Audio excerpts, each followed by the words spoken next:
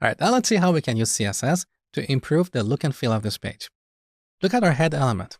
Currently, we have a single element inside the head element. That is our title element, right? Now, after the title, we're going to add another element called style.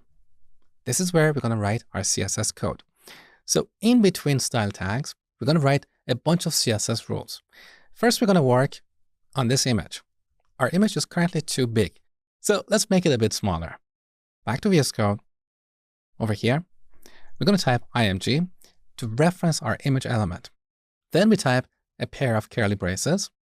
And inside the braces, we write one or more CSS declarations. Each declaration contains a property and a value. So here we can set the width property to, let's say 100 pixels. So we type the property, colon, and then the value. And then we terminate this line using a semicolon. So we can write multiple CSS declarations. Now let's save the changes. Back in the browser, our image looks smaller. That's a lot better. But look at the edges. The edges are so sharp. I would like to make them a bit round so they appear softer. Now back to our rule. Here we're going to set the border dash radius property to, let's say 10 pixels. Now don't worry about memorizing any of these properties. We're going to go over them several times throughout the course. In this lesson, I just want you to get a sense of what it's like to use CSS, okay? So save the changes. Now look, the edges are round and look softer. Now let me show you a trick. If we set border radius to a value that is half of the width, we will get a round image. So I'm going to set this to 50 pixels. And here's the result. That's a lot better. Now our elements are stacked vertically. I want the image to be pushed to the left side. So let's set the float property to left.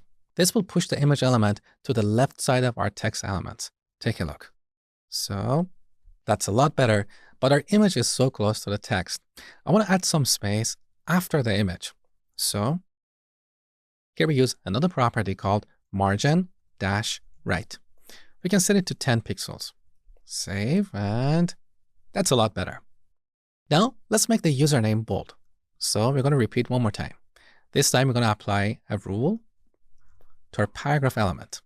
So here we're going to set the font-weight property to bold. Take a look.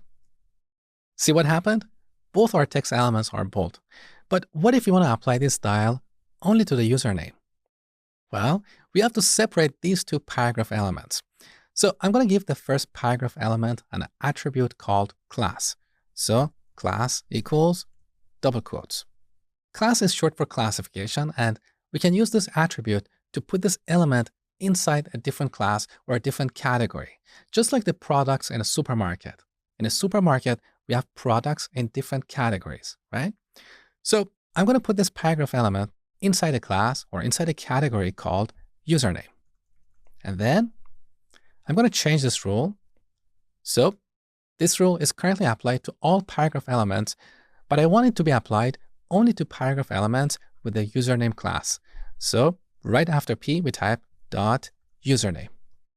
Now we can also remove P, and this rule will apply to all elements that have the username class, whether they are paragraph elements or other types of elements, okay?